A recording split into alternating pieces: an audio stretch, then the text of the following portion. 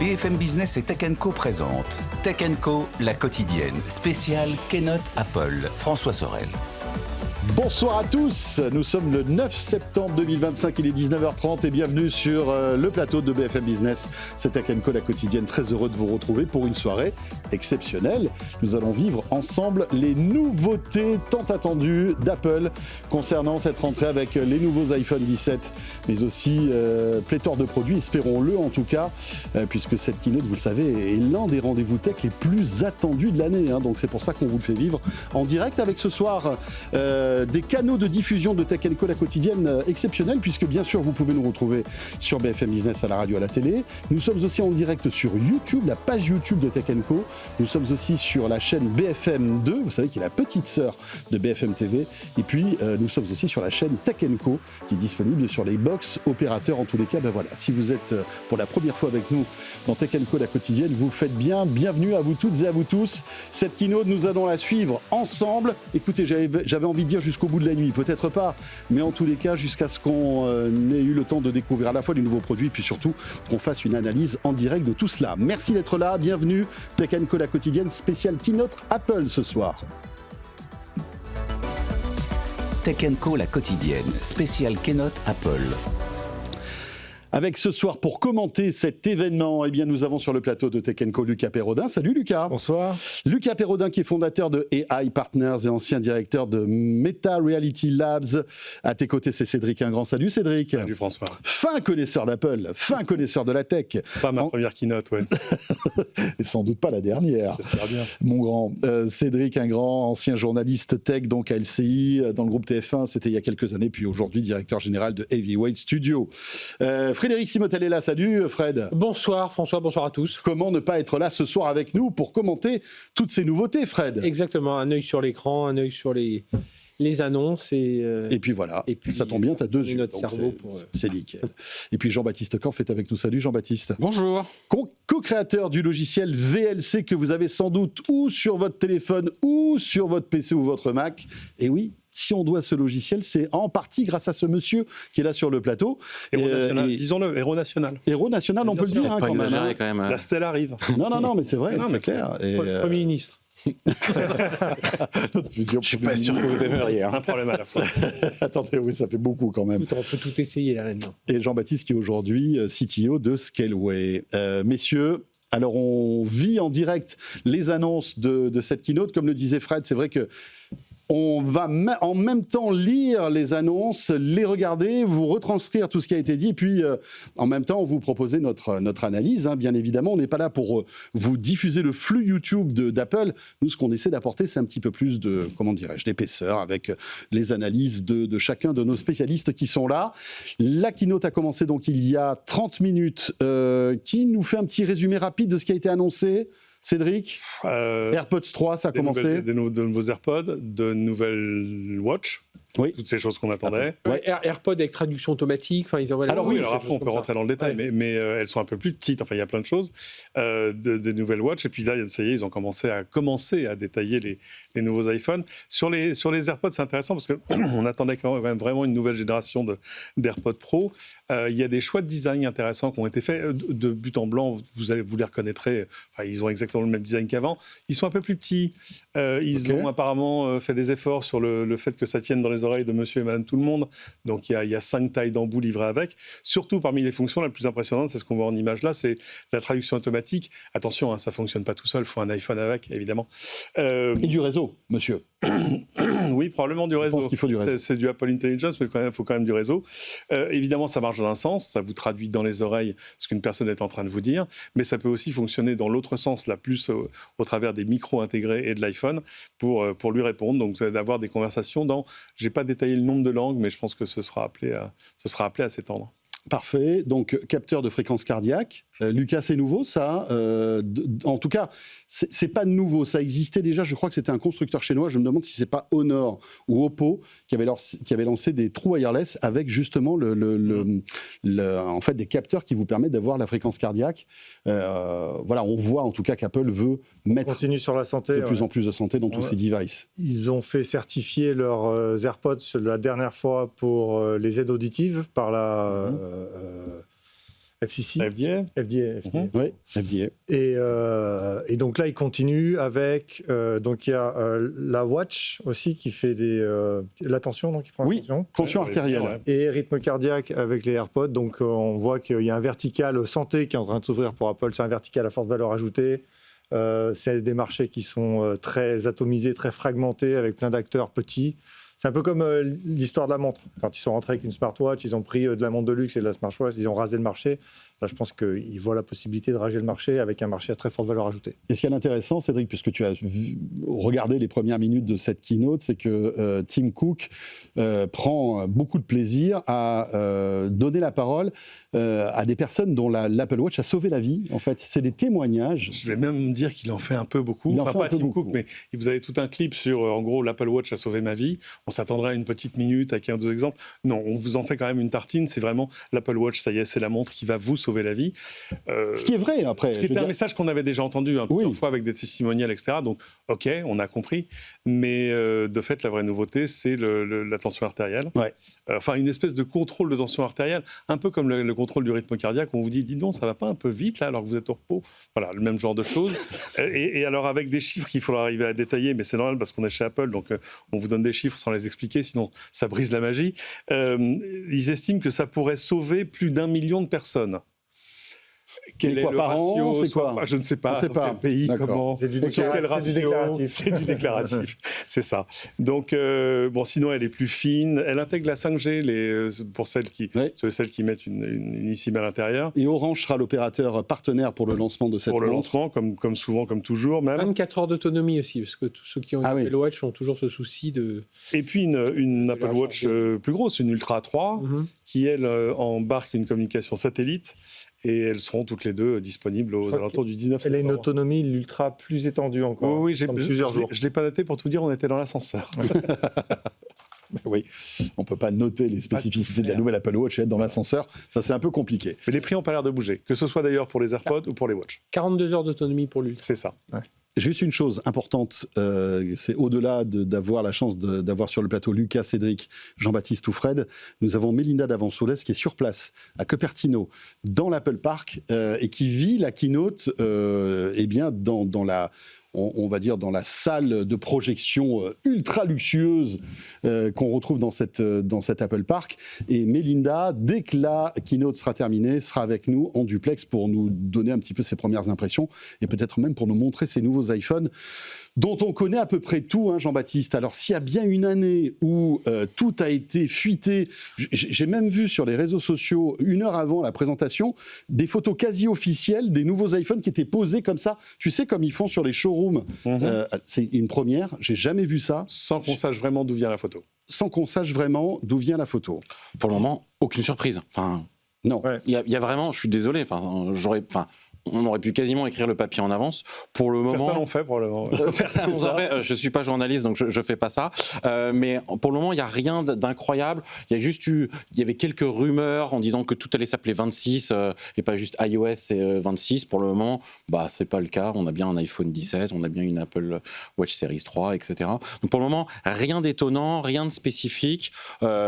Beaucoup de choses en fait ont fuité sur la partie logicielle très tôt en fait, et notamment parce qu'il y a eu quand même plusieurs leaks parce qu'ils ont laissé des informations sur les prochains produits d'Apple dans un SDK cet été. Donc on a même d'ailleurs des infos sur des produits qui vont sortir plus tard, qui ne seront pas annoncés là ce soir, mais qui sortiront plus tard. Exactement, qui sont déjà dans le SDK. Donc pour le moment, on va voir un peu à l'usage s'il y a vraiment des nouveautés. Il y a peut-être un One More Thing, ça serait cool. Ouais. Vous y croyez, vous, un One More Thing C'est ou pas possible. C'est possible. Apple a quand même jeté un pavé dans la mare la semaine dernière en modèle d'IA. Ils ont sorti un Fast VLM, qui est un modèle de Video Language Model, donc qui comprend les images et le langage, qui va 85% plus rapide en TTM, en First Token, donc qui réfléchit, qui répond beaucoup plus rapidement. Qui a une architecture entièrement nouvelle, c'est pas un hierarchical model, donc, et qui est 3 fois plus petit et qui tourne sur un MacBook Pro. Donc je me disais qu'ils allaient peut-être en parler à la fin. Ce que j'ai vu aussi, c'est que là, ils ont parlé du chipset de l'iPhone et que la Neural Unit sur le système on-chip, elle a pris une upgrade alors que dans l'état actuel des choses, elle n'en a pas besoin. Donc, en tout cas, ils sont en train de préparer le terrain pour du local, de l'IA locale. Et ils ont quand même sorti leur premier modèle disruptif la semaine dernière. Donc, il est en train de se passer des choses. Et sur ces clients, en tout cas, ils mettent des processeurs qui vont être capables de le faire rapidement. Donc, on va voir. Mais on n'a pas de benchmark sur ce modèle qui a été présenté. Si, FastVLM, il est disponible sur Hugging Face, il est en open source. Parce que leur stratégie, en fait, c'est... Enfin, à mon avis, ils ont sorti ce VLM qui est hyper performant, petit, plus rapide. Donc, pour comprendre bien, pour schématiser, c'est un petit ChatGPT local, c'est ça ? C'est un petit ChatGPT qui répond plus vite quand on lui donne des documents, surtout les photos. En fait, c'est très difficile il y a toujours un trade-off. En fait, quand on met une image dans un LLM, dans un système d'IA, soit c'est une image à très forte résolution et il faut énormément de computing pour la comprendre et on prend énormément de temps et on dépasse la fenêtre de contexte.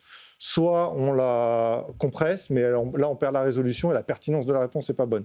Eux, ils ont réussi à garder une bonne résolution et une bonne pertinence sur un tout petit modèle. Ce qui est littéralement... Enfin, c'est révolutionnaire. C'est dingue parce que, alors, tu vois, moi, tu m'apprends ça, j'étais pas... ça m'a... FastVLM, c'est un truc très surprenant, quoi, qui sort. Alors, peut-être qu'ils en parleront tout à l'heure, hein, Cédric, à voir. Bon. Donc là, la keynote a commencé depuis 41 minutes. On rentre dans le dur, hein. Cédric, visiblement, ça y est, les iPhones commencent à être présentés. Tu ne vas pas être très surpris, il y a un nouvel iPhone. Waouh! And it's the best iPhone we've ever made. Yeah. Attention, parce que là, je vais m'évanouir. Plus fin, plus grand. Vous allez être surpris. Scratch resistant, il y a voilà. plus. C'est l'iPhone 17. De base, on va dire le modèle de base, puisqu'il y en a au moins 3 autres. Existe en vert, en bleu, en gris, en noir et en violet. Nouvelle couleur. Oui, parce que sinon, comment les gens vont savoir qu'il est différent du précédent ? Nouveau processeur A19. L'écran est un peu plus grand, il fait 6 pouces 3. Et il est plus lumineux aussi avec 3000 nits. Il a surtout, et ça c'est une vraie bonne nouvelle, il hérite de ce qu'Apple appelle le ProMotion, c'est-à-dire le 120 Hz, qui n'existait pas sur l'entrée de gamme, entre guillemets, et qui maintenant va exister, à mon avis, sur toute la gamme. Et de fait, nouvel écran Ceramic Shield, 3 fois plus résistant que le précédent. Si on met les annonces bout à bout depuis le premier iPhone, est-ce que le dernier iPhone est 1400 fois plus résistant que le précédent ? Je pense que Elon Musk peut l'emporter sur Mars. Ça peut être un bouclier spatial, à mon avis. Toujours une caméra de 48 millions de pixels à l'arrière. La caméra avant, il se passe quelque chose quand même, c'est que le capteur a changé. Le capteur est carré tout à coup, ce qui va te permettre de prendre des selfies verticaux ou horizontaux, quel que soit le sens dans lequel tu tiens le téléphone. Ce qui est pas mal aussi pour FaceTime, parce que c'est couplé avec une fonction, moi que je connaissais, mais sur Mac, qui s'appelle Center Stage, qui te permet de rester centré dans le champ de la caméra, ce qui est pas mal quand tu fais du FaceTime et que tu files un téléphone à tes enfants et qui se mettent à cadrer le plafond. Voilà les nouveautés. On ne se parle pas de prix parce qu'on ne les a pas. Là, ils sont en train de montrer justement celui qu'on attend, enfin l'iPhone Air qui serait l'iPhone le plus fin. Ouais. Et là, voilà, il y a toute une mise en scène. On va vous montrer des images en ombre chinoise. Dès qu'on les il arrive en montrant qu'il est vraiment fin. On voit. Et a priori, c'est vrai qu'il a l'air... on va en parler de cet iPhone Air parce que c'est sans doute l'une des annonces les plus importantes, en tous les cas les plus innovantes, on va dire, pour l'instant. Oui. Hein. Pour l'instant, parce que finalement, la question qu'on peut se poser, à quoi ça sert d'avoir un iPhone ultra fin ? Peut-être qu'il y a de bonnes explications, mais pour l'instant, moi, je ne les vois pas. Souviens-toi, c'est là qu'était la bataille, en fait, avant les smartphones.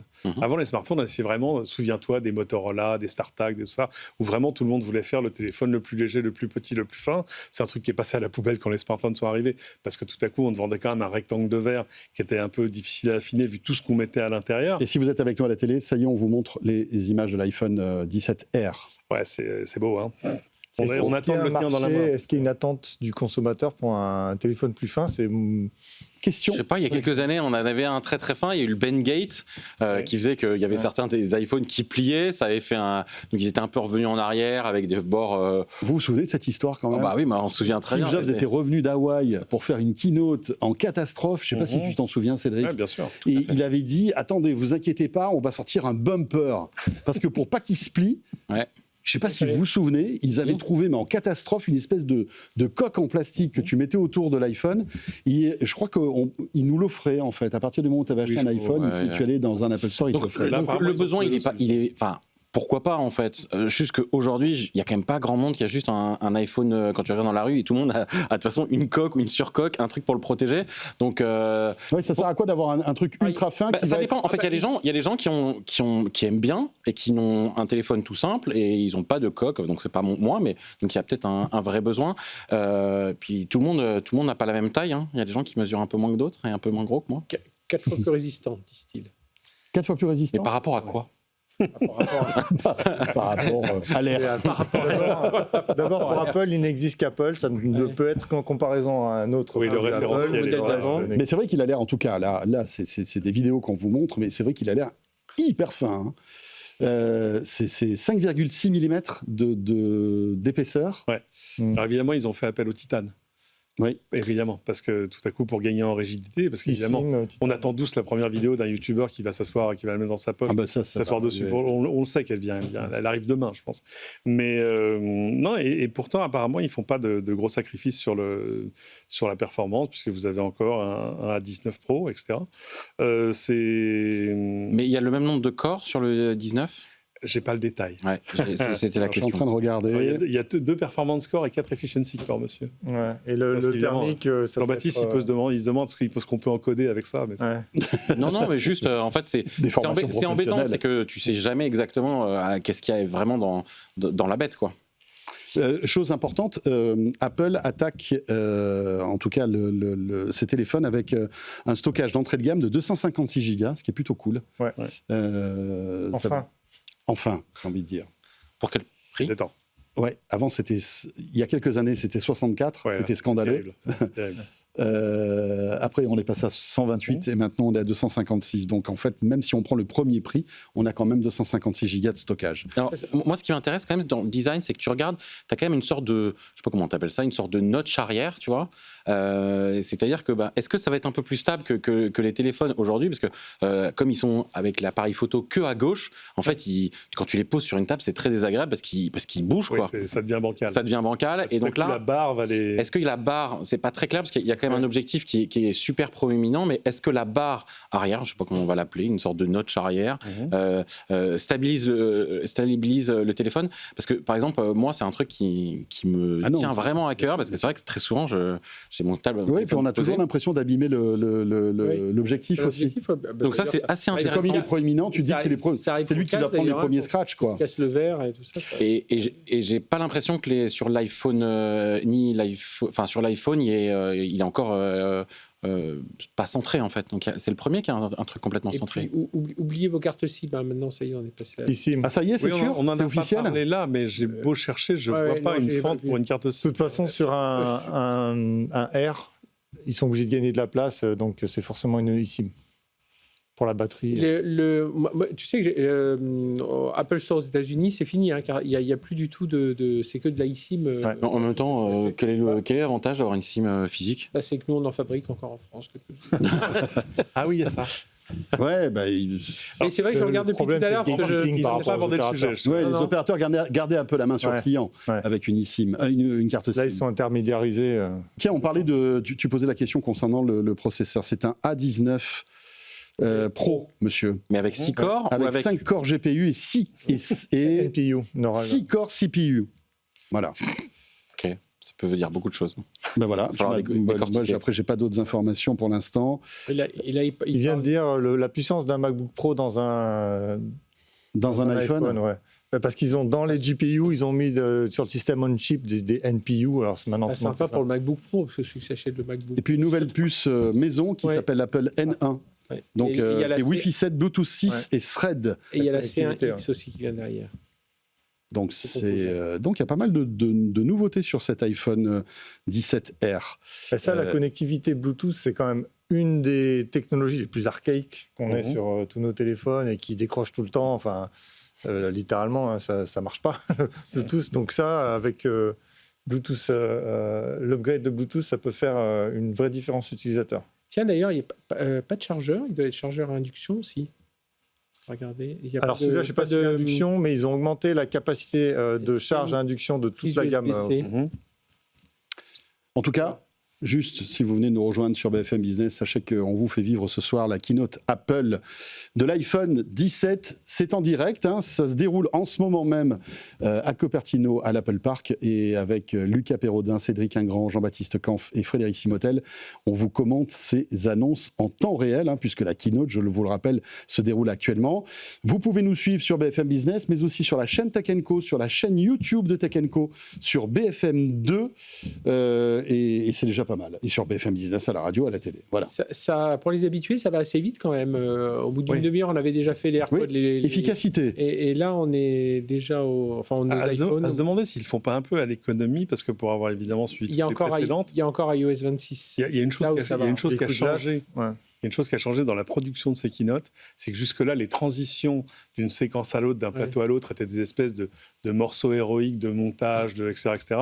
Et là, il y a juste un fondu au noir, et revoilà Tim Cook. Bon, peut-être que c'est aussi pour aller vite, mais c'est vrai que jusque-là, ça va quand même assez vite. Il reste quand même encore un iPhone, un Pro et un Pro Max. Et puis là, ils n'ont pas terminé. Et puis après... C'est là où on va là, pour l'instant, ils n'ont pas terminé concernant l'iPhone 17R.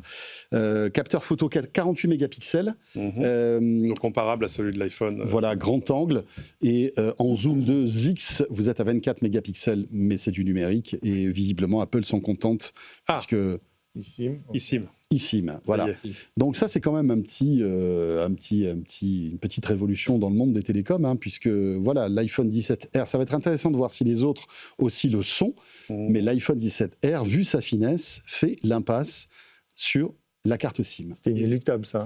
Pour gagner de la place. Physique, mais même, je pense que physiquement, c'était impossible de pouvoir intégrer un petit chariot pour mettre une carte SIM à l'intérieur. En tout cas, c'est côté consommateur, c'est un vrai atout. Bon, au-delà de changer d'opérateur, mais pour ceux qui voyagent, c'est pouvoir basculer vers l'opérateur local, enfin un opérateur local. Bon, bien sûr, il faut payer l'abonnement. Le design aussi de l'appareil, ça te libère quand même de ce petit emplacement qu'il fallait à chaque fois prévoir. Donc, plutôt pas mal. Puis alors, l'ouverture de ces tiroirs, franchement... Qui n'a jamais perdu une nano SIM dans l'avion n'a pas vécu. Ça dépend du choix. Est-ce qu'avoir une eSIM intermédiée par Apple, ça te laisse le choix des opérateurs comme sur une SIM card ou pas ? Parce que c'est les rois de la certification. Comme ils le font sur l'App Store, est-ce qu'ils vont le faire sur l'eSIM ? Ils en sont capables. Surtout que l'eSIM va partir sur le SOC. Petite parenthèse politique, on connaît le nom de notre nouveau Premier ministre, c'est Sébastien Lecornu.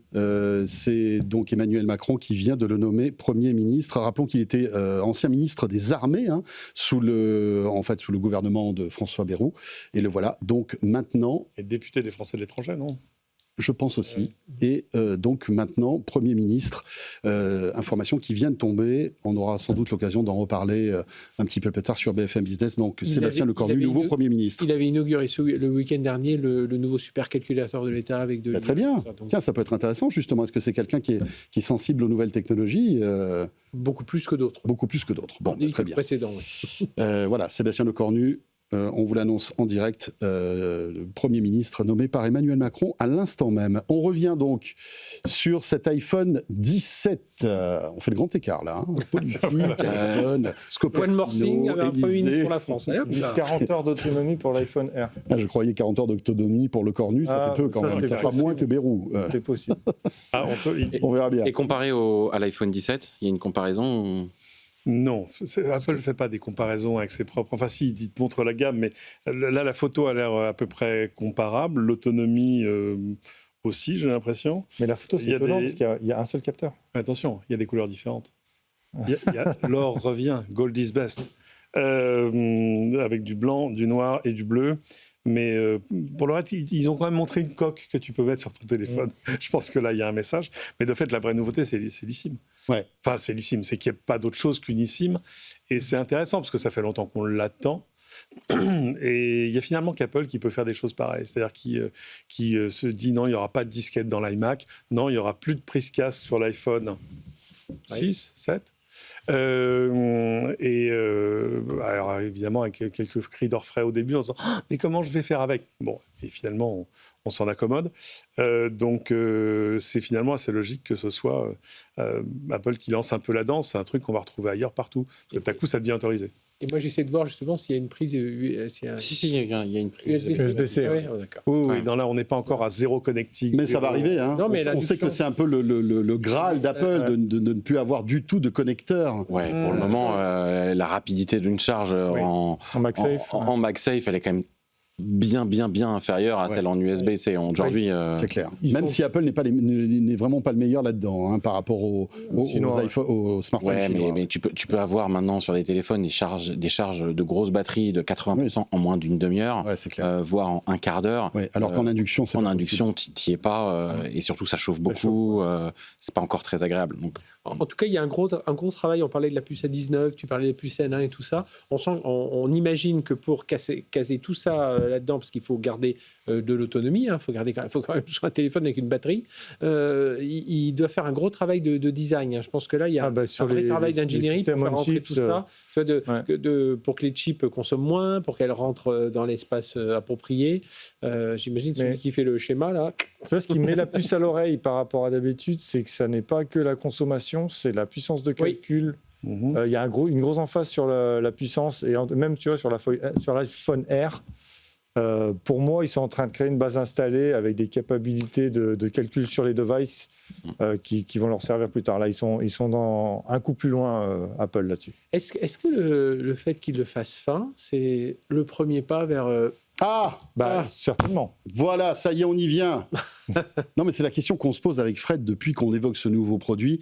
Est-ce que c'est pas finalement un galop d'essai pour Apple de se dire, bah tiens, on arrive à mettre tout ce qu'il faut, batterie, écran, machin, dans un truc hyper fin.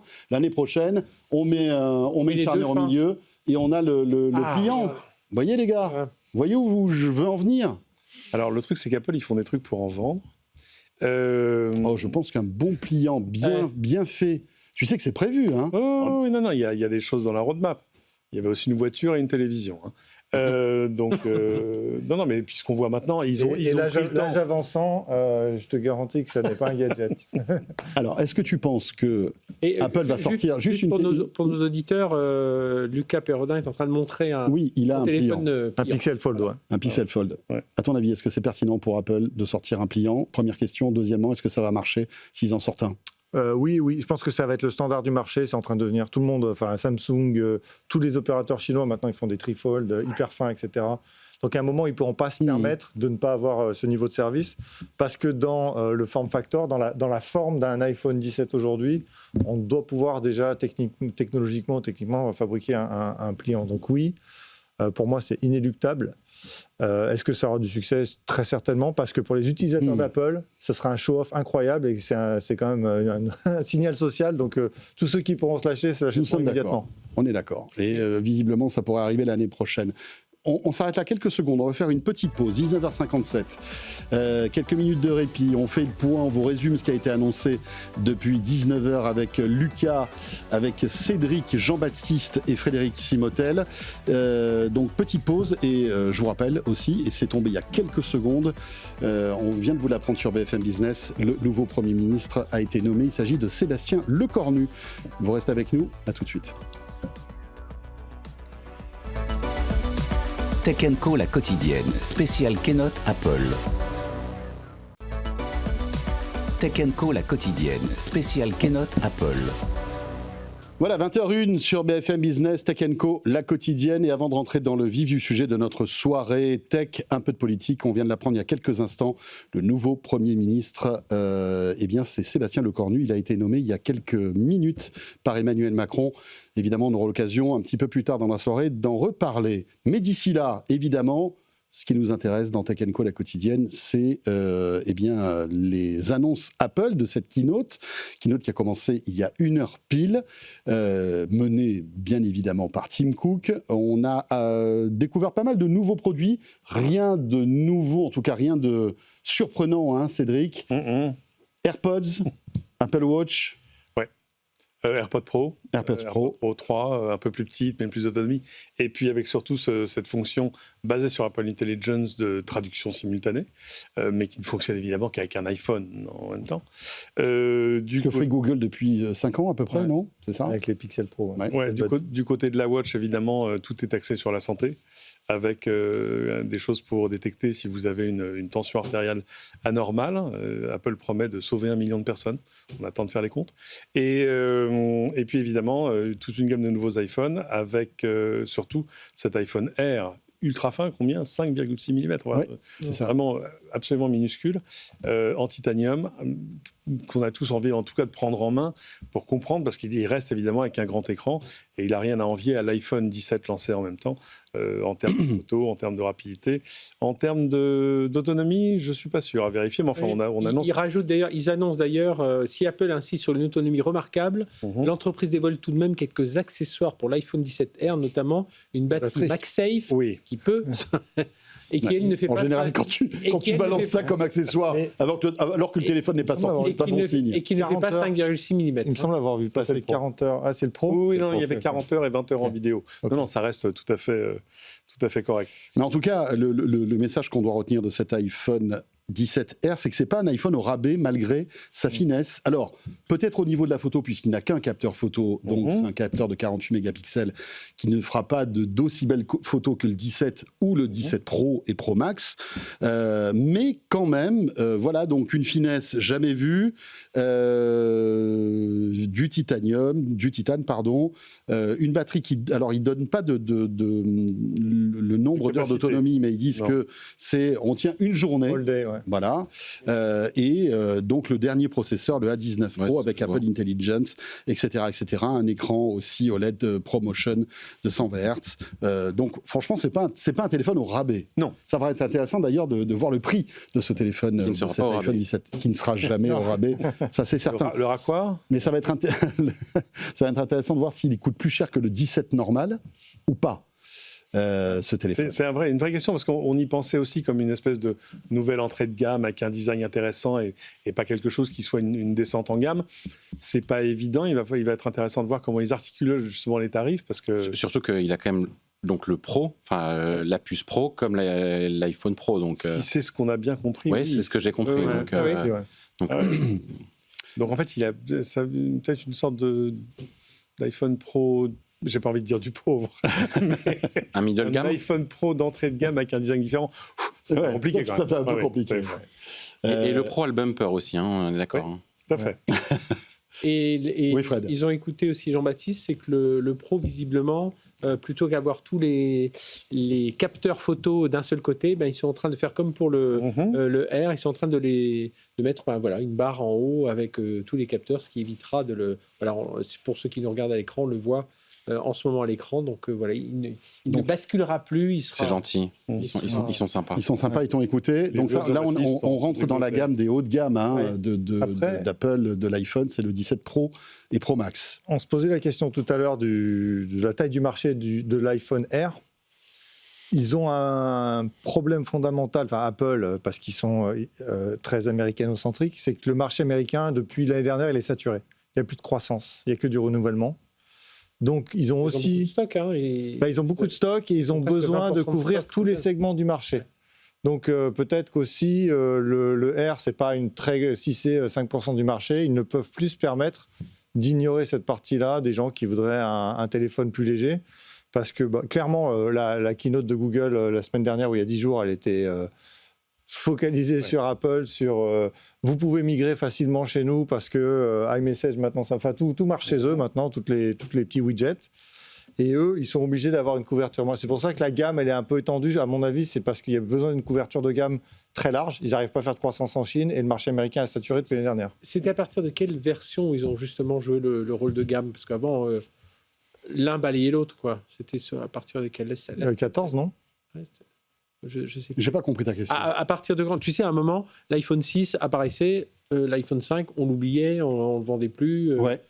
Tu veux dire que le nouveau modèle chassait le précédent? Oui, et il y a un moment, ils se sont dit, on va essayer d'avoir une gamme, on va baisser les prix. Ça fait quelques années, je pense. Le 7, depuis le 11 ou le 12, en fait, où ils gardaient parfois 2 générations précédentes d'iPhone, en même temps qu'ils lançaient la nouvelle. Au départ, c'était ça. Il y a eu le SE aussi à un moment. Il y a eu toujours, d'ailleurs. Toujours qui s'appelle le 16E maintenant, puisqu'il est sorti, il a été annoncé au printemps dernier. 3 capteurs photo donc sur le 17 Pro, 3 capteurs de 48 mégapixels chacun. Et ça, ça fait 48 mégapixels au 48, non, chaque capteur a 48 mégas. Ok. Donc il y en a un qui permet un zoom. Oui, bien sûr. Mais qui lui a moins de résolution. Il y a un grand angle, il y a un fusion téléphoto caméra, il y a un fusion main caméra. C'est une première du côté de chez Apple. Et on devrait avoir une meilleure qualité en termes d'appareil photo. Cela dit, c'est la moindre des choses si on veut quand même avoir quelques petites différences par rapport au précédent. En vidéo, ce qui m'intéressait le plus, c'était la 4K, et qui maintenant fait du 120 frames seconde, donc 4K 120 frames, c'est pas mal, et qui adopte un format professionnel made in Apple qui s'appelle le ProRes RAW, qu'on trouve sur certaines caméras, et qui est vraiment...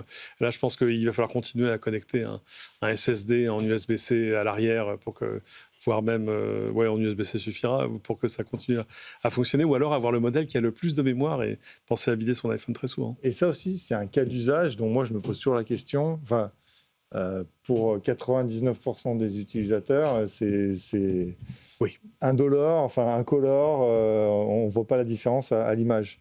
Mais ça permet d'avoir un peu plus de niche. Les créateurs de contenu, là il parle aux créateurs de contenu, parce que c'est une niche, c'est des power users, ils vont vendre c'est un segment sur lequel on va vendre du pro très cher. Et là, ils ont parlé beaucoup dans cette partie-là du traitement des images, notamment grâce à l'IA et tout ça.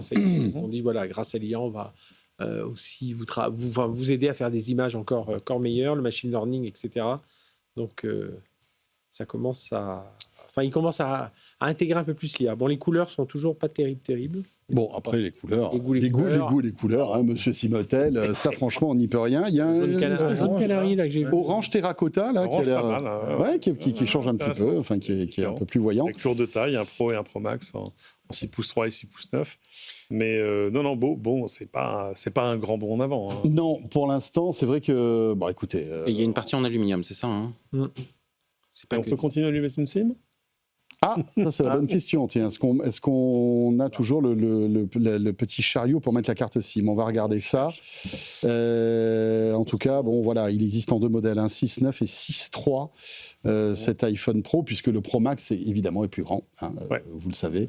C'est on va dire le très haut de gamme d'Apple. C'est celui qui coûte le plus cher. Et d'ailleurs, là en ce moment, ils sont en train de montrer les réalisateurs et toutes les professions du cinéma utilisent aujourd'hui des iPhones pour faire des films. Il y en a de plus en plus. C'est les power users, là. C'est cette partie innovation technologique sur l'image. Il y a une scène, je ne sais pas si vous aimez les zombies, mais il y a un film qui s'appelle 28 ans plus tard, qui est mythique, en fait. 28 semaines, 28 ans. 28 jours, 28 semaines, 28 ans. Qui est un film anglais et qui a été tourné en partie grâce à l'iPhone. Il y a notamment une scène où, en fait, ils ont mis je ne sais pas combien d'iPhone pour avoir une espèce de plan 3D qui ressort malgré tout au cinéma, qui est assez impressionnant. Donc on voit que c'est pas aussi du tournage au rabais, ça permet de faire des plans inventifs finalement, et aujourd'hui avec les optiques et la puissance de ces appareils-là, on se retrouve avec des choses qui sont aussi bien que des caméras professionnelles, quoi. En tout cas pas loin, on va dire. À partir du moment où il y a luminosité, je pense que c'est ça. Une fois que tu as le bon éclairage, ça va. C'est toujours le problème avec un bon éclairage. Même des caméras cheap, elles peuvent te faire un bon résultat. Donc c'est vrai que c'est des bonnes caméras, mais on n'y est pas encore. On a des prix, les amis.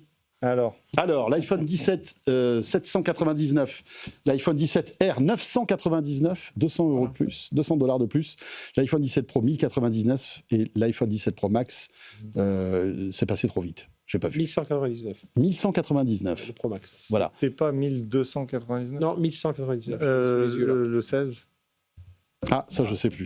Là, tu me colles. Alors, à prix. Mais en tout cas, il n'y a pas eu une hémorragie de prix parce que si on se remet un peu dans le contexte géopolitique, on aurait pu se dire, avec les doigts de douane qui explosent. Excuse-moi, le 16E, 599, le 17, 799, le R, 899 et les autres 1100, pardon, ça a coupé pile.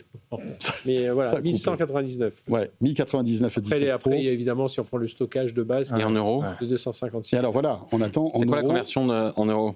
Parce que là, pour l'instant, c'est les dollars, donc il n'y a pas les taxes. Et je vous rappelle que nous, en France, il y a pas mal de taxes à rajouter. Il y a la TVA, et puis il y a aussi cette petite taxe, vous savez, concernant la mémoire. Comment elle s'appelle, cette taxe C'est pas une taxe, attention, on ne dit pas. C'est une redevance. C'est une redevance pour la copie privée. Voilà, pour pour la copie privée ouais, c'est ça. qui augmente suivant la taille de stockage. la taille de stockage. Et qui peut être de plusieurs dizaines d'euros hein, sur des téléphones comme ça. Ouais. Donc c'est pas anodin. Mais Mais on va connaître, je pense, les prix. ce qui est intéressant, c'est que, comme tu vite. disais, ils n'ont pas répercuté les tarifs sur le consommateur américain.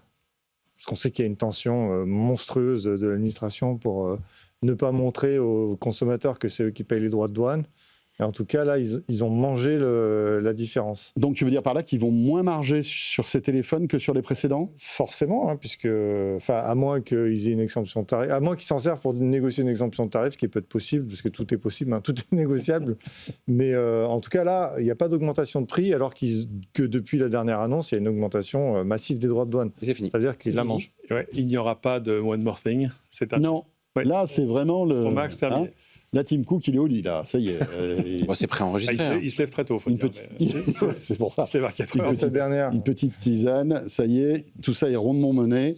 Et alors, on se pose la question de eSIM, pas eSIM, quel modèle, etc. Si on en croit ce que je vois là, Oui.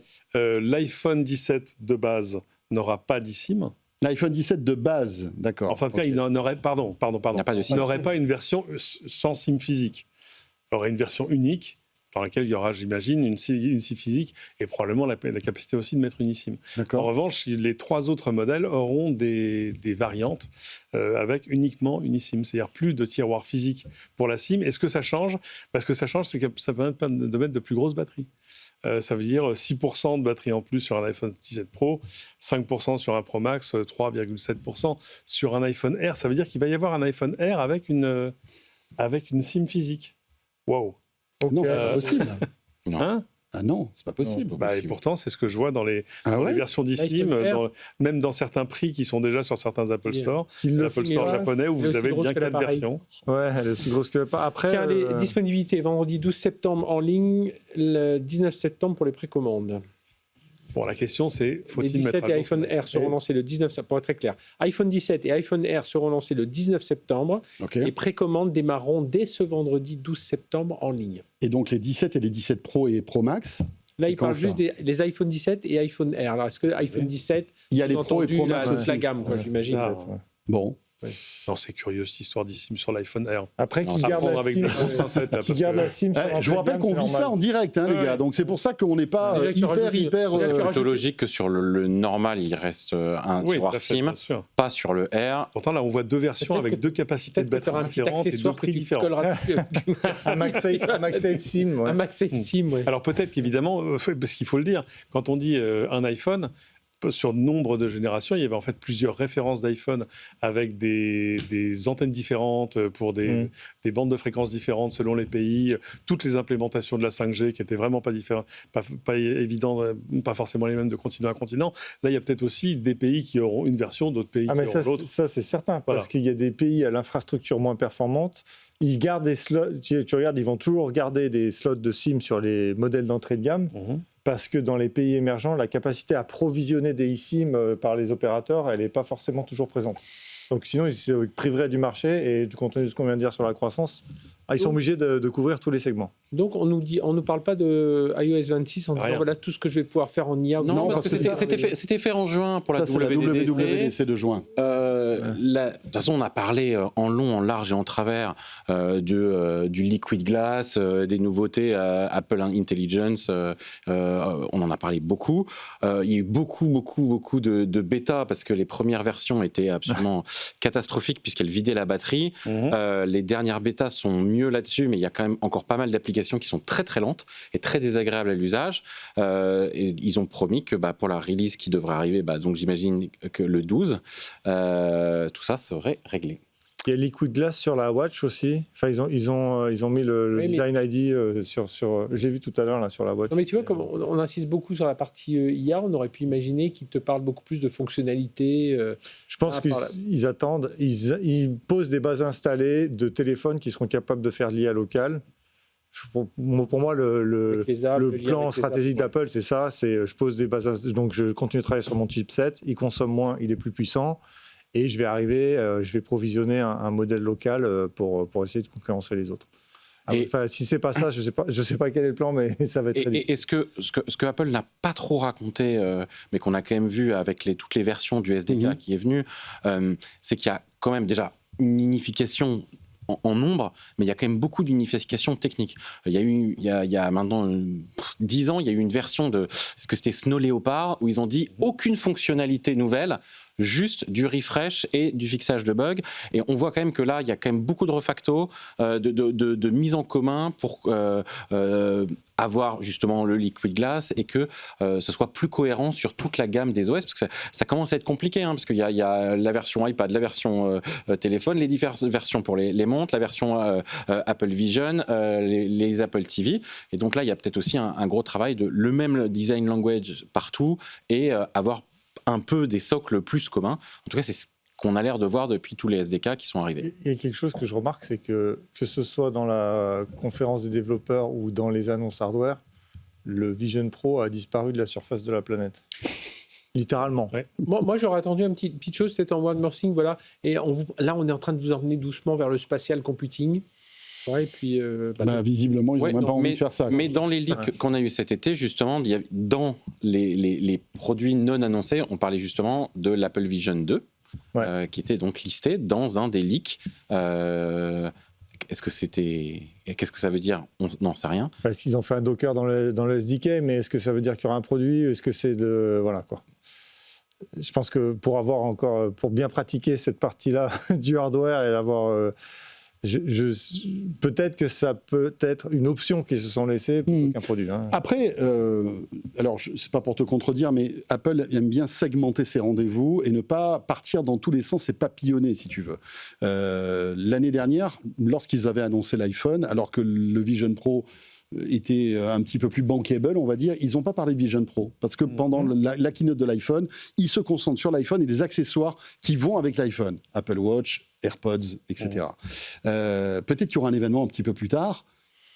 Souhaitons-le. Oui, et puis où Apple va annoncer un nouveau Vision Pro. Il n'y avait pas de Vision Pro non plus la dernière fois. Non, c'est sûr. Il a disparu depuis un an et demi. C'est sûr. C'est pas vrai. Il y avait des choses pendant la WWDC sur le fait que justement, il y avait le ROS 26 aussi. Il y avait une petite fin de série d'annonces, effectivement. Donc ils en avaient parlé quand même un petit peu. C'était peut-être léger, mais ils en avaient quand même parlé. Et là, c'est quand même un événement très B2C, alors que l'Apple Vision Pro, il est quand même assez pro. À 4 000 €, bon, voilà. Ce qu'il va falloir demander à Melinda d'avant cela, qui est là-bas, c'est parce qu'ils nous ont présenté, rappelez-vous, la conférence, c'était la wow.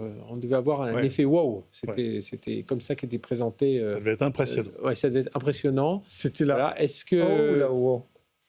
AWE. C'était AWE. C'est l'étonnement. L'étonnement, oui. Jean-Baptiste, qu'est-ce que tu en penses, toi, de ces nouveautés? Est-ce que franchement, il y a un truc, tu te dis, ouais, ok, pas mal, ou alors, franchement, là, ça commence à être un peu tristouné chez Apple, sincèrement? Non, je suis content. Voilà, tu vois, je vais faire exactement l'inverse. Bon, t'es un fan Pas du tout, d'Apple ou pas? Non, moi je change de téléphone hyper régulièrement. Ok. À peu près tous les 3 mois, je fais un switch. Je switch en général à iPhone, Android et puis en ce moment un iOS, donc une version open source Android qui n'utilise pas les services Google. Wow. Donc je switch beaucoup. C'est un aventurier. Si VLC chez iOS, on a un problème. Et donc en ce moment, j'ai un iPhone pour plein de raisons et pas mal de raisons de sécurité.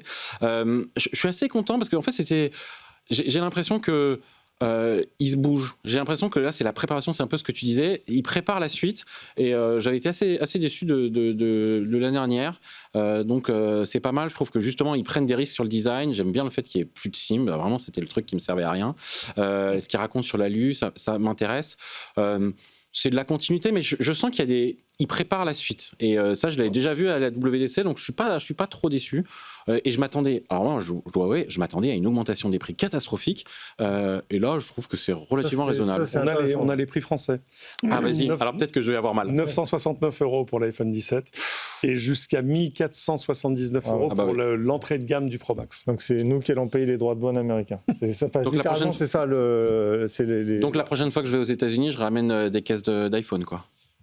Oui, c'est vrai que ça vaut le coup. Là. À 0,85 L'iPhone 17 l'euro-dollar. Plus le dollar est combien 1229. Bah, tu gagnes 230 €. Non, beaucoup plus, parce qu'il est à 0,85. Ouais, Donc le 1200. dollar, Ouais, t'as raison. 500, Après, non, après, il y a les taxes. Par exemple, il y a les taxes quand tu l'achètes aux États-Unis. Il y a des Ça taxes. dépend dans Ça dépend de quel état. Si tu es au Nevada, Bah, il y en a quand même un peu. À CES, Pas partout. pas à partout. hein. CES, tu Et pourras... ils font des séquences aussi en. Pas partout. Non. Il y a des Ah, non, endroits non, où je me suis fait avoir. Bien Il y sûr, a des bien États sûr. qui n'ont pas de Ah oui, sales- non, mais il y a des États qui n'ont pas de sales tax. Ok. C'est pas une TVA, attention, aux États-Unis, c'est une sales tax, Oui, une c'est une somme sales de tax. plusieurs La- taxes. C'est, Et ils font des Delaware, promotions. non, qui a pas de Moi, quand taxe. j'étais en Floride, ils faisaient du 30 juillet au 30 août, pas de sales tax. Ah d'accord, donc c'est une petite Chez promo. Apple, voilà. Ok. Donc vous l'avez compris, si vous avez un pote qui va aux US, ça vaut le coup de. Parce que Mais- pour, de l'acheter pour la là-bas. Mais vacance je de rebondis- TVA, je trouve que c'est pas pour tout de Je suite. rebondis sur ce que dit Jean-Baptiste. Moi, il y a un truc qui m'impressionne. Enfin, il faudra rentrer un peu dans les techniques, mais ce que je disais tout à l'heure sur l'architecture, c'est tout ce qu'ils sont en train de faire pour le design de l'A19, enfin, pour faire rentrer tout ça. Alors, le il système y a un on peu chip, ce ouais. galop d'essai avec ce iPhone R. Visiblement, les commentaires disent fantastique. Oh, un petit problème quand même avec la batterie. Parce que tout le monde est très, trouve que voilà, la finesse et tout ça, oui, il y a une vraie performance technologique. Après, il y a ce hic de la batterie. Mais je trouve quand même que tout ce qu'ils font autour de l'architecture intérieure hein, de l'appareil, pour essayer de moins consommer, de toujours... là, il y a, En fait- il y a peut-être un petit saut qui a été fait depuis l'iPhone 10. Hein. On veut qu'il y ait un plan. Alors, objectivement, si tu es consommateur lambda, c'est un robinet d'eau tiède. Sauf si tu es fan de photos Ouais. et de vidéos. Si Même. lambda, je veux dire, si t'es pas geek, tech, tu t'intéresses pas. Mmh. Le point qu'il y a, c'est qu'aujourd'hui, enfin Apple jusqu'à présent, ils ont considéré que l'IA, ça allait améliorer l'expérience mobile. Donc c'était une app en plus. Le pari que font tous les autres, c'est que l'IA, ça va être la super app. Donc toute l'expérience va passer par là. Le risque pour Apple, c'est que si l'IA devient la super app, leur operating system, c'est plus le point d'entrée. Le point d'entrée, c'est mon assistant multimodal qui fait tout pour moi. Et donc, on pense qu'eux, ils ont un plan qui dit qu'ils sont achetés du temps parce qu'ils ont la distribution. J'ai un ami qui s'appelle Prabhu, qui ne parle pas français, mais je salue, qui est responsable, qui est product manager global, directeur chez Meta AI, avec qui je discutais de ça la semaine dernière, elle a fait un blog d'ailleurs, qui dit, et je pense qu'il a raison, qu'ils ont un avantage de distribution. Le fait qu'on ait leur device dans les mains, ça leur achète du temps pour venir avec une IA qui marche, mais le temps est compté. Donc, on pense, on espère pour eux en tout cas, qu'ils sont en train de faire de la base installée de produits extrêmement performants pour pouvoir avoir cette expérience IA au centre de l'expérience rapidement. Alors, vous restez avec nous, on est là jusqu'à 21h. Dans un instant, on va marquer une petite pause. Et puis, juste après, on retrouvera Melinda Davansoulas, qui est sur place à Cupertino, dans l'Apple Park. Et je pense qu'elle nous donnera un petit peu son sentiment concernant cette soirée, ces annonces. Et peut-être même qu'elle aura d'ores et déjà pu manipuler les nouveaux iPhones. Elle nous donnera son sentiment concernant justement l'iPhone 17R, qui a l'air quand même assez fin, voire très très fin. On rappelle rapidement ce qui a été annoncé. Donc, nouveaux AirPods 3, les AirPods 3 Pro. Donc, ce sont les versions, vous savez, qui sont totalement isolantes au niveau du bruit, qui apportent deux fonctionnalités nouvelles. C'est le rythme cardiaque. Ça, c'est tout nouveau pour les AirPods Pro. Et la traduction en temps réel à la volée. C'est-à-dire que vous êtes au Japon, vous avez votre iPhone, vous parlez, vous avez la traduction en temps réel, comme si vous aviez un interprète dans vos AirPods à tester, là encore, parce que c'est vrai que sur le papier, c'est très séduisant, à voir si ça marche. Deux nouvelles watches avec toujours un petit peu plus d'autonomie, un écran plus résistant, etc. Bon, on ne va pas vous raconter à peu près toujours la même chose, sauf que là... Connexion satellite sur... Alors, c'était sur les Watch Ultra, je crois, la connexion satellite. Là, ça arrive sur les Watch, on va dire, enfin, les Watch standards. Non, c'est sur l'Ultra. Pardon ? Je crois que c'est que sur l'Ultra. C'est que sur l'Ultra, le satellite ? Ouais. Ok. Et dernière chose intéressante, c'est... Tension artérielle. Tension artérielle qui arrive, à voir comment ça fonctionne, parce que je crois qu'il faut une tension référente. C'est normal. Pour qu'après... C'est normal s'il y a un besoin de calibration, mais en tout cas, ça, c'est un vrai changement. Ouais, c'est un vrai La changement. question, c'est est-ce qu'elle sera certifiée ? Je pense que s'ils l'annoncent, c'est qu'elle est certifiée. Autrement, ils n'ont pas le droit de communiquer là-dessus. Ça dépend comment ils présentent. Oui, Ouais, parce que Non, mais Apple, en général, ils sont ça se pas... présentait là juste comme des alertes si ça devenait excessif et pas comme, enfin bon, avec une analyse. Tu n'as pas vu une analyse, ça te dit que ça fait une alerte de tension, ça ne te dit pas encore. Après, il faudrait voir dans les communiqués de presse d'Apple France qui vont arriver, qui ne sont pas encore dans ma boîte mail, mais qui ne devraient pas tarder, où justement, là, ils rentrent un petit peu plus localement dans les détails, et je pense qu'ils expliqueront ou pas s'il y a cette certification de la tension artérielle, qui est quand même quelque chose d'assez nouveau et de puissant, hein. Il est 20h27, on va marquer cette petite pause et on revient pour commenter cette keynote qui s'est terminée à quoi? Il y a un quart d'heure à peu près, hein, c'est ça, hein? Ça a duré quoi, 1h20? À 20h13. Voilà, maintenant, ça a duré 1h15, Ouais. c'est ça. Avec ce soir Lucas Perrodin, Cédric Ingrand, Jean-Baptiste Kampf et Frédéric Simotel. À tout de suite. Tech Co, la quotidienne, spéciale Keynote Apple. Tech Co, la quotidienne, spéciale Keynote Apple. Voilà, cette keynote Apple, donc édition 2025 pour découvrir les iPhone 17 est terminée et on en parle jusqu'à 21h sur BFM Business dans Tech Co, la quotidienne.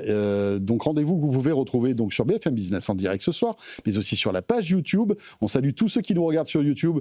J'ai pas eu le temps de lire tous vos commentaires, mais il y en a beaucoup. On vous salue, petit coucou.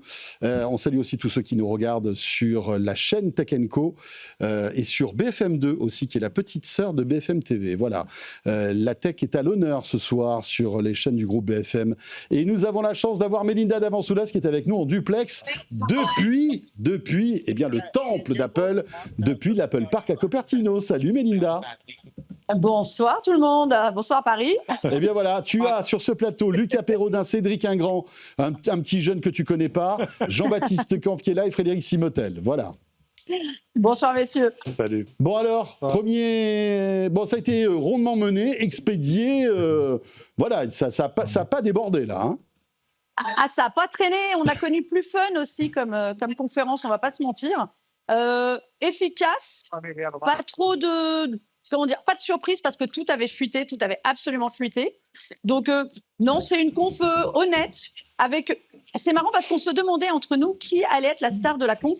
Est-ce que ce serait l'iPhone Air ou l'iPhone 17 Pro? C'est le 17 Pro qui reste la star maison. Voilà. Ici, on attend de voir les prouesses en photo, notamment le design. On a à peu près vu rapidement pour l'iPhone Air. Mais voilà, rien d'extravagant. C'est du solide. On a connu, voilà. Moi, j'ai trouvé, on a connu un peu plus fun, un peu plus de rigolade. C'est vraiment l'efficacité qui a primé là sur cette conférence. Je ne sais pas si vous avez eu le même sentiment à distance. En tout cas, nous dans la salle, voilà, des éclats. Quelques applaudissements sur des fonctions, mais rien d'extravagant. Ouais, et l'ambiance dans le... On va dire là, tu es où? Tu es dans la salle où tous les journalistes et les influenceurs peuvent manipuler les nouveaux iPhones, hein, c'est ça? Alors, je suis sur une espèce de ring, on va pas se mentir, hein, derrière moi. Faut jouer des coudes pour approcher les produits.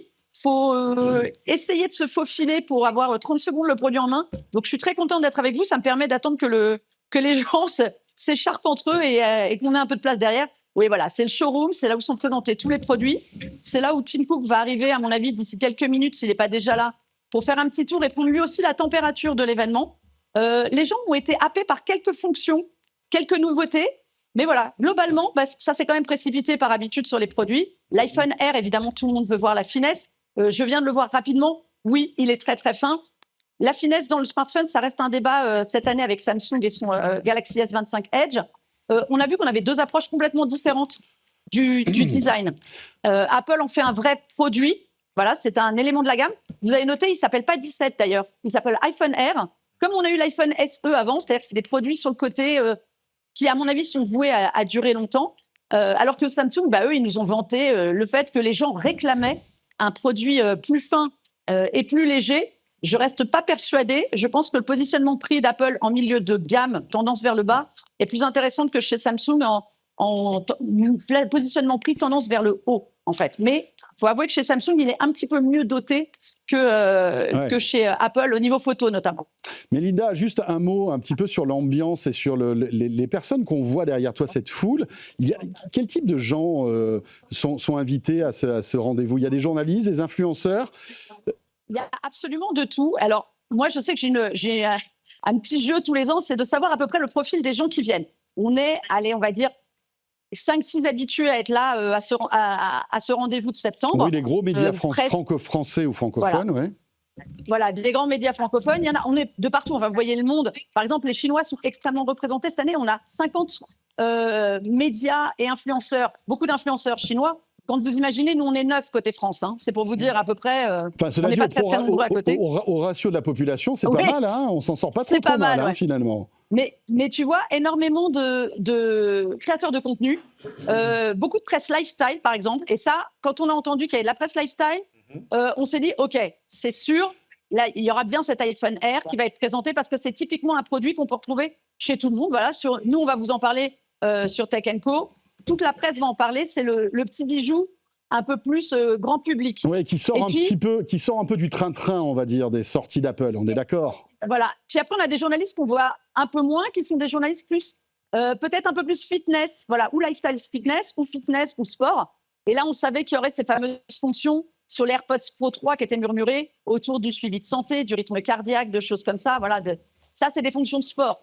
Et c'est comme ça qu'on sait à peu près ce qu'il va y avoir pendant la conf qui va être présenté selon les rumeurs. On ajuste. Beaucoup de presse lifestyle. Au mois de septembre, il y a toujours beaucoup de presse lifestyle parce que l'iPhone est un produit, c'est le produit grand public, c'est le produit que vous pouvez trouver dans les mains de quelqu'un qui gagne le SMIC et dans les mains d'un milliardaire. C'est le même produit. Donc, c'est ça qui est intéressant sur cette conférence par rapport à la WWDC au mois de juin, qui est beaucoup plus technique. Mais voilà, de plus en plus d'influenceurs, ça c'est nouveau chez Apple aussi, de créateurs de contenu et pas que des créateurs de contenu spécialisés tech en tout cas. Mélina, est-ce que tu as vu le capitaine du 15 de France, Antoine Dupont? Je l'ai aperçu de loin. Alors, on avait entendu ça en bruit de couloir, on n'y croyait pas trop. Qu'est-ce qu'il fait là, en fait, ce monsieur? Je ne sais pas. Peut-être que nous allons découvrir qu'il y a un documentaire sur lui qui arrive sur Apple TV. Ah, peut-être. Non. Mais clairement, vous avez vu, il y a eu un petit clin d'œil rugby. Alors, rugby féminin, évidemment, parce qu'aux États-Unis, on préfère le rugby féminin. Donc, je pense qu'il va être là. Il doit faire un peu de promo, peut-être, pour la fonction rythme cardiaque là, des écouteurs des AirPods Pro. Mais oui, c'était un petit peu drôle. Il y a toujours comme ça quelqu'un que nous, on voit apparaître durant la conf et qu'on ne verra pas forcément à l'écran ou qu'on ne verra pas présenter. L'année dernière, il y avait Jacques Mus, par exemple. Bon, OK, il était là, mais on n'a pas su. Il y avait Sam Altman aussi, non? C'était quand? C'était à la WWDC l'année dernière. Ouais. WWDC, ouais. Ouais. Il y avait des raisons. Oui, il y avait une raison, Voilà. bien sûr. Ouais, c'est vrai. Voilà, lui, il y avait un peu plus de raison. Là, il y a souvent des personnalités comme ça. Donc, c'est marrant, ça fait des petits clins d'œil. Mais oui, en effet, on l'a vu arriver. Je ne sais pas où il est passé. On essaiera d'aller le pister pour voir ce qu'il fait. Mais parce qu'en général, tu le vois quand il passe, quoi, lui. Ouais, mais aux États-Unis, il est quand même un peu moins connu qu'en France. Donc, non, mais je parlais de la carrure, assez étonnant. si tu veux. Ah oui, alors, oui, mais là, il y a tellement de monde. Ouais. Même lui, on va voir s'il sait jouer des coudes pour approcher l'iPhone. Ça peut être intéressant. Mais voilà, oui, c'était ça, le petit clin d'œil français, le petit cocorico. Il y avait Antoine Dupont. Bon, écoutez, messieurs, que ce soit Lucas, Cédric, Jean-Baptiste et Fred, vous avez Mélinda rien que pour vous. Si vous avez envie de lui poser des questions, c'est le moment ou jamais. J'en ai une parce qu'on a eu un débat tout à l'heure. Il y avait des infos un peu contradictoires. Mélinda, sur l'eSIM, on a bien compris que l'iPhone Air qu'on allait avoir n'aurait pas de SIM. Enfin, n'aurait pas de SIM physique, on serait eSIM only. Est-ce que ce sera le cas sur d'autres iPhones de la gamme, ou est-ce que ce sera selon les pays, selon l'offre, etc. Alors, ça, c'est une des interrogations qu'on a nous aussi. On aura peut-être des réponses cet après-midi. On sait que depuis très longtemps, Apple veut pousser l'eSIM. Ils ont déjà sorti des modèles eSIM aux États-Unis. On sait que c'est quelque chose qu'ils veulent faire pour des questions, on l'a bien compris cette fois, ils ont été très clairs, on s'en doute un peu, pour des questions de batterie. La batterie, ça a été pendant quelques années une difficulté chez Apple. Maintenant, c'est bien meilleur. Mais s'ils peuvent gagner de la place pour la batterie, ils seront très, très contents. Là, ils l'ont dit clairement. L'iPhone Air sera entièrement eSIM. Moi, je suis toujours partagée sur le choix de l'eSIM parce que on sait, quand on l'utilise, c'est extrêmement pratique. Mais ça pose aussi des questions. Vous cassez votre écran. Si vous voulez changer de téléphone, il faut passer par les opérateurs, il faut faire des manips. Il y a quand même des contraintes à l'eSIM. C'est très, très bien, c'est très pratique quand on va à l'étranger notamment. Mais bon, voilà. Faire un appareil qui soit entièrement eSIM, c'est un pari. Après, ils y croient depuis des années. Ça a des avantages aussi, Mélinda, parce que l'eSIM, par exemple, tu perds ton téléphone ou on te le vole, c'est beaucoup plus facile de la reproduire et de la redupliquer dans ton nouveau téléphone, en fait. Exactement. Non, mais c'est très partagé sur l'eSIM. Après, leur châssis unibody de l'iPhone 17, par exemple, s'il peut se faire l'impasse sur le tiroir à SIM, je pense qu'ils seront très contents.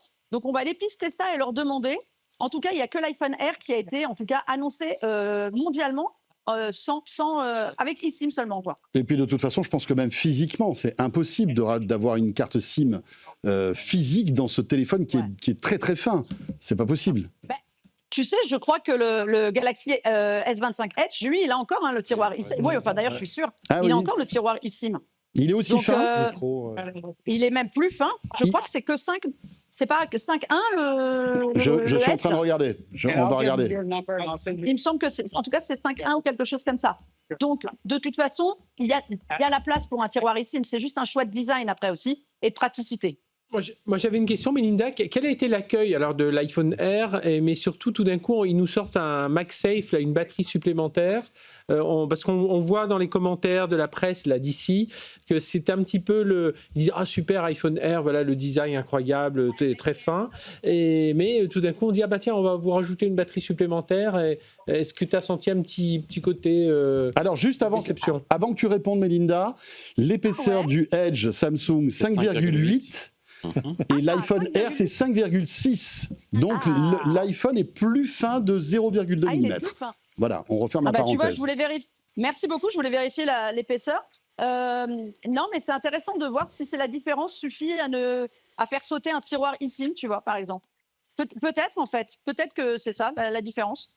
Mais, et alors, Fred, pour répondre à ta question, ici, l'iPhone Air, au moment où il a été présenté, il a été plutôt bien accueilli. Les gens étaient contents de cette proposition de design et aussi, mine de rien, de fond, parce que vous avez vu, il est quand même, c'est pas un iPhone au rabais, quoi. C'est pas un iPhone 17 Plus qu'on aurait pu attendre dans un nouveau châssis, dans un nouveau look. C'est un vrai iPhone Air qui penche vers le pro, même s'il a qu'un seul capteur photo. Mais quand on voit par exemple l'iPhone 16e, on se souvient qu'il a qu'un seul capteur, mais qu'en photo, il est plutôt bon. Donc, ça laisse quand même de beaux espoirs sur celui-ci. Après, la batterie, moi, j'attends de voir. Parce que si c'est pour avoir une batterie qui soit plus épaisse que le smartphone, enfin, que le rebond, le fameux plateau dont ils nous ont parlé, les photos, on perd un peu en intérêt, mais ça n'a pas l'air d'être ça, en tout cas. Moi, sur les visuels, j'ai eu l'impression que, justement, ils cherchaient à avoir un supplément de batterie qui s'aligne sur le capteur. Sinon, ça n'a évidemment aucun intérêt d'avoir tout de suite un truc qui va faire perdre l'argument principal. Messieurs, petite question à Melinda. Jean-Baptiste ? Non ? Voilà. Pardon. Oui, vas-y, Lucas.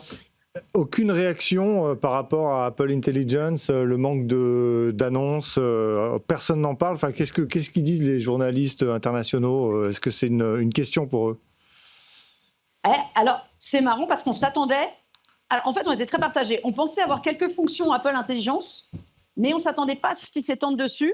Et je pense qu'on doit pouvoir compter sur les doigts des deux mains, voire peut-être que d'une seule, le nombre de fois où Apple Intelligence a été cité pendant la conférence. Ouais. Hormis avec les AirPods Pro et la fonction traduction en direct, et toutes ces fonctions, c'est vrai que pour le reste, c'est un peu passé... on n'a pas eu de nouvelles de iOS 26, par exemple, non plus, qui porte quelques fonctions qui sont liées. Non, c'est vraiment... voilà, on a mis ça un peu sous le tapis, là. Alors, est-ce que nous, en dehors, donc avec tous les rendez-vous qu'on a à côté, on va nous avancer ça un petit peu plus et nous avancer des arguments? C'est un peu la surprise, mais honnêtement, on ne s'attendait pas à ce qu'ils s'étendent dessus. Ça fait c'est un sujet trop compliqué pour eux à gérer pour qu'ils arrivent et ils nous sortent plein de fonctions. Si c'est pour ne pas les voir tout de suite, voilà. Là, par exemple, on nous a dit que les fonctions qui pouvaient être à peu près liées à l'IA, donc la traduction en direct, le suivi de l'hypertension, des choses comme ça, ça allait arriver dans le mois, en gros. Entre sortie des appareils et la suite. Pour la fonction hypertension, ça va dépendre aussi des instances avec lesquelles ils négocient pour avoir l'autorisation de porter la fonction. Mais voilà, sinon, en IA, on n'a rien eu. Même sur la retouche photo, sur des choses comme ça, il y a absolument... on comprend qu'il y a des fonctions à l'IA, mais on ne prononce jamais le mot Apple Intelligence, quasiment. L'une des stars aussi de cette soirée, c'est quand même le Pro et le Pro Max, qui reste, on va dire, le flagship d'Apple. Et visiblement, il y a pas mal de choses nouvelles, notamment du côté de l'appareil photo, non, Melinda ? J'ai l'impression qu'ils ont mis le paquet.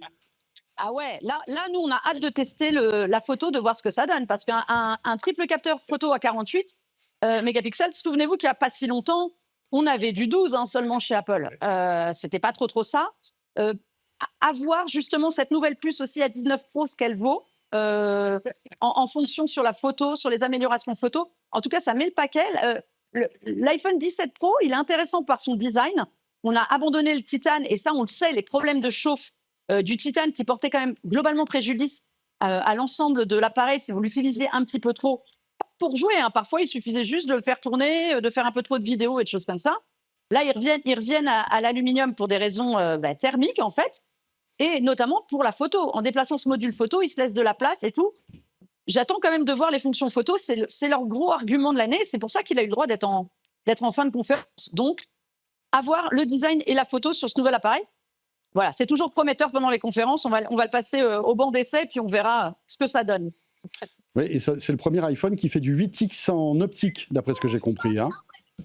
Oui, alors c'est toujours, tu sais, c'est du 4X optique.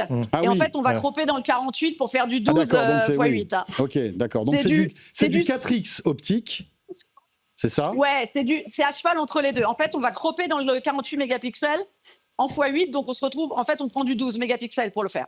Donc c'est un vrai faux optique, on va dire, un vrai faux 8 optique. Ok. Bon, après, t'as pas testé, par exemple, les AirPods Pro avec la traduction instantanée? Moi, c'est franchement le truc qui donne vraiment envie de tester pour voir si c'est fluide, pour voir si on peut soutenir une conversation avec quelqu'un qui parle une langue étrangère en face de vous. Ça a l'air impressionnant sur le papier, quoi. À l'usage, ça, j'attends de voir. C'est pareil, à l'IA. Ça, c'est la fonction la plus intéressante, je trouve, des AirPods Pro. Tout ce qui est le reste, le suivi du rythme cardiaque en activité, c'est bien, mais je pense que ça parle à moins de gens en fonctionnement. En revanche, la traduction en direct, c'est un vrai cheval de bataille pour tout le monde. Je ne sais pas si vous avez vu que Google en parle, Samsung en parle. Tout le monde veut sa traduction en direct. Et j'attends de voir. Et j'attends de voir surtout quand vous avez quelqu'un qui a des AirPods Pro 3 aussi, parce que chacun va parler sa langue, ça peut être très sympa, où chacun parle et à la traduction dans les oreilles. J'attends quand même de voir ça. Mais voilà, c'est une fonction qui est intéressante. Il faudra voir si Apple Intelligence aussi est à niveau pour cette fonction. Oui, parce que c'est ce que dit Jean-Baptiste. C'est bien pour la personne qui a les AirPods Pro, mais celui qui est en face, il n'a pas l'AirPods Pro. Il faut qu'il lise sur l'iPhone. Il faut qu'il lise sur l'iPhone. Je ne sais pas si vous avez vu la fonction. Il peut lire sur l'iPhone. Il peut lire ou tu as le haut-parleur de l'iPhone, mais à ce moment-là, tu vas avoir une interférence entre le haut-parleur de l'iPhone qui traduit et... C'est intéressant parce que je l'ai fait avec des Chinois à IFA la semaine dernière avec ChatGPT. Littéralement, ce cas d'usage-là. Et alors ça marchait bien. Moi, je disais, tu sais, l'assistant, je lui dis, dis-lui en chinois et dis-moi ce qu'il répond, et puis ça marche hyper bien. Moi, j'avais une question aussi, Mélinda. En plateau, ici, on était surpris, non, mais on se disait, tiens, les téléphones auraient pu être un peu plus chers. On a été surpris que les prix n'explosent pas. Est-ce que ça a été la même impression aussi ouais, c'est ce qui fait là-bas. C'est ce qui fait en fait un peu douter Fred. Il n'est pas sûr de l'acheter parce qu'il ne le trouve pas assez cher. Pas assez cher. L'iPhone 17 Pro Max. T'inquiète pas, tu peux acheter des Pixel Fold. Tout le monde va en avoir un, vraiment. Mais oui. T'inquiète pas, t'as la version à 2 Tera pour 2 000 €. Voilà, N'oubliez pas que cette fois, c'est nous les grands vainqueurs. Parce qu'avec les tarifs, les taxes douanières ici, ils pensent aussi aux Américains. Alors après, je n'ai pas encore eu les prix français. Les seuls prix que j'ai eus, c'est pour les AirPods à 249 €. Et je crois en effet qu'ils baissent par rapport au prix de l'année dernière, enfin aux AirPods Pro 2 précédents. En tout cas, non, c'est le même prix. Les prix en euros sont stratosphériques. Ouais, 249 $. Alors voilà, c'est ce que j'allais dire. Moi, je n'ai pas vu les prix français encore, je n'ai pas eu le temps. Mais en revanche, ici, ils ne peuvent pas les faire flamber parce qu'avec les taxes douanières, sinon, les gens vont prendre peur. Si vraiment ils appliquent les tarifs douaniers sur les composants et les produits d'importation, n'oubliez pas que pour le moment, il n'y a pas d'iPhone fait aux États-Unis. Donc, je pense qu'ils ont une stratégie de marge. Il ne faut pas s'enflammer et faire peur aux gens. Ça a été la grosse peur. Il y a eu une grosse ruée. Vous vous souvenez quand il y a eu la rumeur de cet iPhone qui allait être à $3 000 maintenant. Il y a eu une grosse ruée. Ça leur a fait des super ventes. Mais bon, l'idée, c'est pas de faire peur aux gens. Il faut quand même qu'ils achètent des iPhones. Donc, les prix sont à peu près à la hauteur où nous, on les attendait. C'est les prix français que je ne connais pas. Et donc ça, c'est vous qui avez l'avantage sur moi. 979 € pour l'iPhone 17. Je cherche celui de l'iPhone Air, malheureusement. Mais je crois que c'était 1 200 €. Hein. Donc 1200, l'avantage est assez ténu. Il y a plus de 200 € d'écart entre la version américaine et la version européenne. Alors attention, c'est toujours des prix hors taxes aux États-Unis. C'est il y a les taxes qu'eux n'ont pas. Eux, ils ont la TVA rajoutée sur ces prix-là. C'est jamais. C'est très rarement des prix hors TVA. À partir de 1 229 €. Voilà. Le moins cher. Ah ouais, ça fait cher. Les tarifs, ils sont dans les prix hors taxe. Hein. Ils sont pas rajoutés. Je pense que c'est plus cher que l'iPhone 17 Plus. Que je pense que dans ta valise, tu vas acheter quelques iPhones pour les rapatrier en Europe. Un peu de marché Vous me gris. demanderez, je fais ma liste et je la donne à Tim et on va voir ce qu'il veut bien nous donner. Bon, est-ce que Tim est là? Alors, t'es de dos, donc tu peux pas voir. Mais... Ah bah non.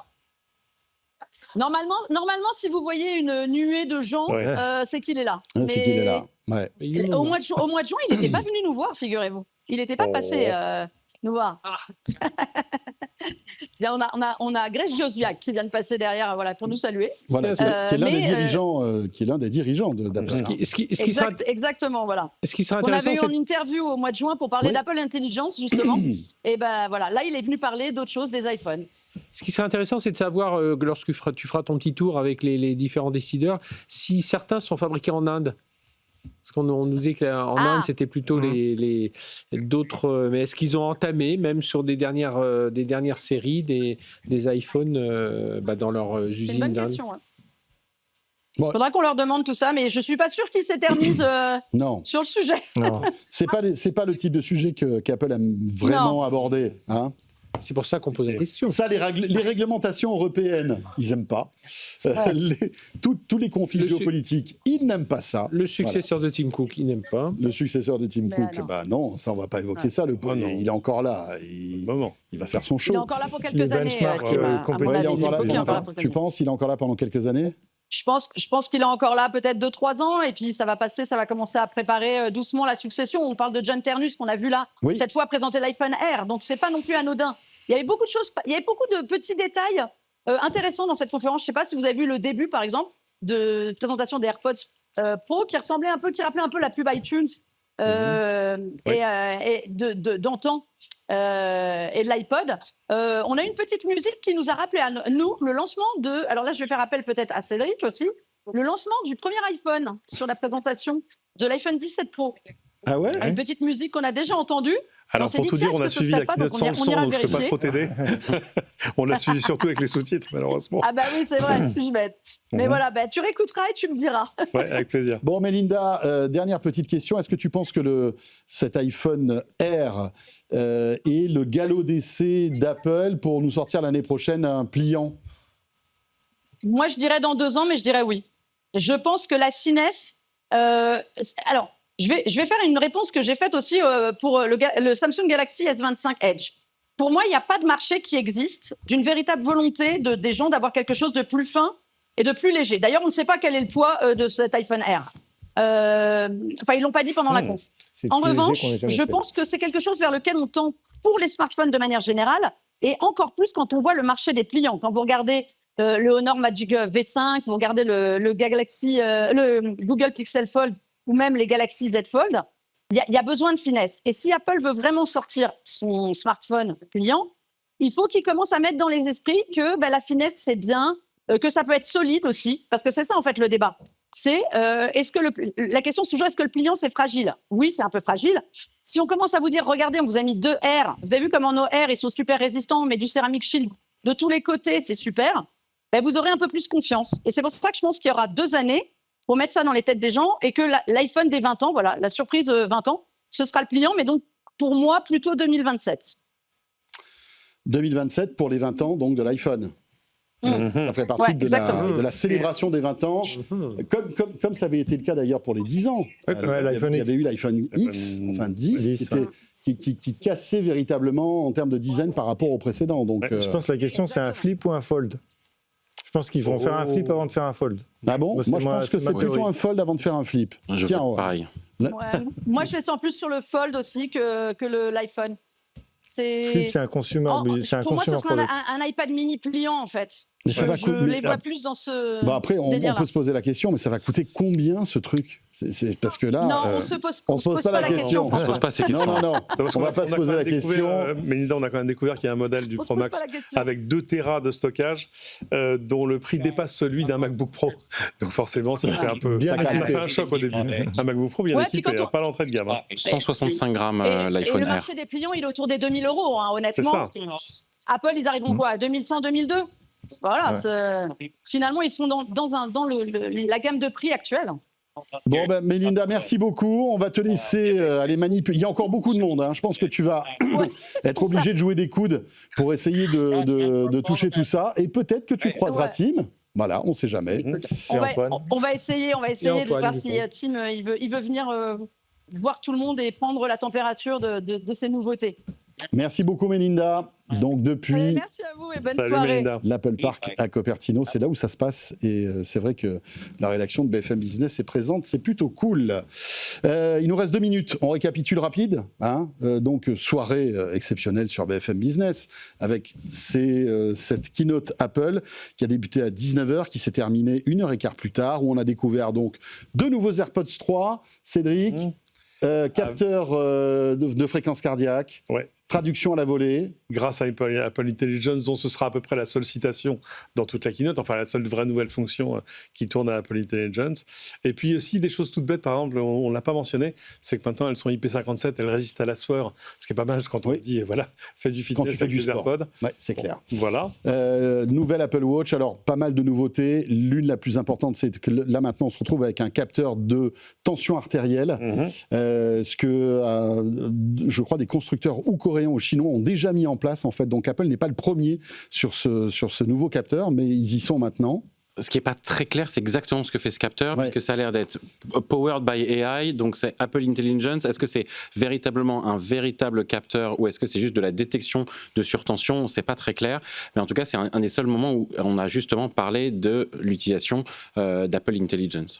Voilà, et puis après, donc les nouveaux iPhones, donc nouvelle gamme, 4 nouveaux produits. Avec des nouvelles couleurs, des couleurs qui reviennent comme l'or, comme le bleu, comme l'orange. Et plus de couleurs. Ça faisait un bout de temps qu'on n'avait pas des couleurs aussi péchues comme un bon à chaque orange. fois, il y a une couleur qui sort du lot. Il y a un vert, un bleu, un Donc un iPhone 17 qui est l'entrée de gamme des nouveautés, l'iPhone Air qui est à plus de 1000 €, mais qui est d'une finesse 5,6 mm. Voilà. Et qui, Melinda le disait aussi, est appelé à durer assez longtemps. Il ne s'appelle pas iPhone 17 Il y aura Air. Oui, il s'appelle iPhone Il y aura Air, qui sort de la gamme. C'est une gamme en fait. Et avec des capteurs photo aussi qui se répartissent un peu plus sur la largeur de l'appareil. Avec un bumper pour le Air et le Pro et le Pro Max, Voilà. et qui fait 165 grammes, donc quand même plus léger que les autres.